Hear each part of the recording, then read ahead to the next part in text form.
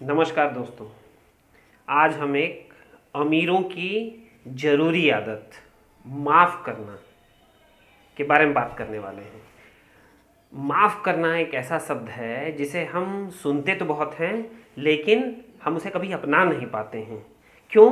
क्योंकि जब हम बचपन में रहते हैं, जब हम छोटे रहते हैं, तो स्कूल में हमारे टीचर हमारे होमवर्क के लिए हमें माफ़ नहीं करते, तो हम माफ़ी सीख ही नहीं पाते। हम अपने बड़ों को देखते हैं कि कोई किसी को माफ़ी नहीं कर रहा है, फिर हम घर आते हैं तो घर पे भी हम मार खाते हैं और लगातार दंड खाते हैं, और माफ़ करने वाला कोई नहीं होता। छोटी छोटी गलतियों पे भी हमें दंड मिलता है, माफ़ शब्द है ही नहीं। और इसी चीज़ को लेके फिर जब हम बड़े हो जाते हैं तो माफ़ शब्द हम खुद भूल जाते हैं। हम माफ़ किसी को नहीं करते। कोई अगर हमें अपशब्द कह दे तो उसे हम माफ़ नहीं करते, हम उसे सबक सिखाने की ठान लेते हैं।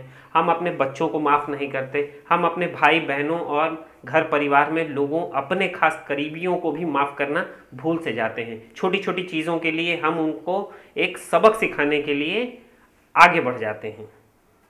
हम बनना तो चाहते हैं अमीर, लेकिन आदतों को अपनाना नहीं चाहते। तो ये चीज़ मान के चलिए, अगर आपको अमीर बनना है, बड़ा बनना है, तो ये आदत बहुत ज़रूरी है आप में। इसके बिना आप आगे नहीं बढ़ पाएंगे। छोटी छोटी चीज़ों के लिए हम एक दूसरे को माफ़ नहीं करते हैं, ये अब हमें सीखना पड़ेगा।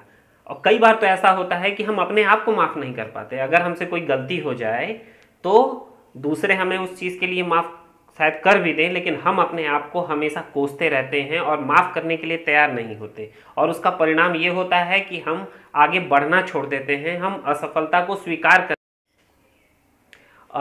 स्वीकार करने की एक बड़ी वजह सिर्फ और सिर्फ यही है कि हम माफ़ नहीं कर पाते, अपने आप को माफ़ नहीं कर पाते। हम ये मानते ही नहीं कि हमसे भी गलती हो सकती है, जबकि ये बात हमें समझनी चाहिए कि छोटी छोटी चीज़ें और गलतियां हमसे होंगी।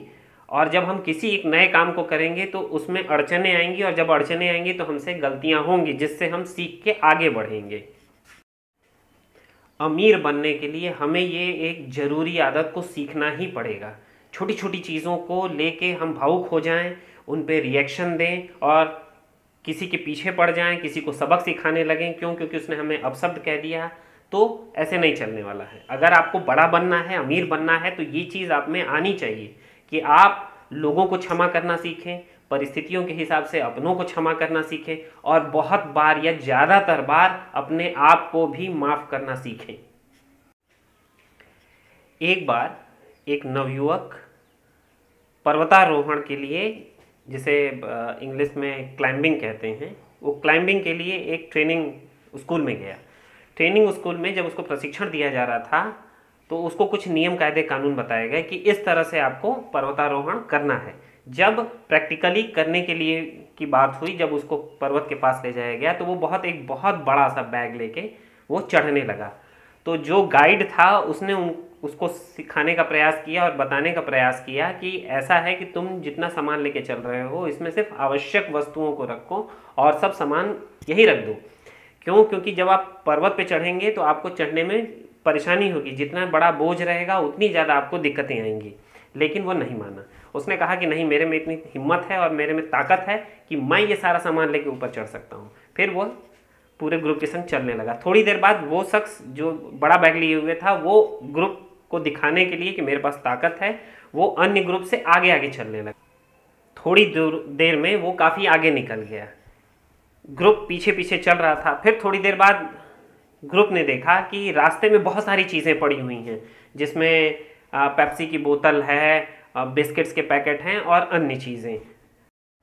ग्रुप को ये पता नहीं चल पा रहा था कि ये कौन फेंक गया है। फिर धीरे धीरे पता चला कि वो शख्स थक गया है और आगे जाके बैठ गया है, और उसने धीरे धीरे अपने सारे बैग के सामान निकाल के रास्ते भर वो फेंकता आया है।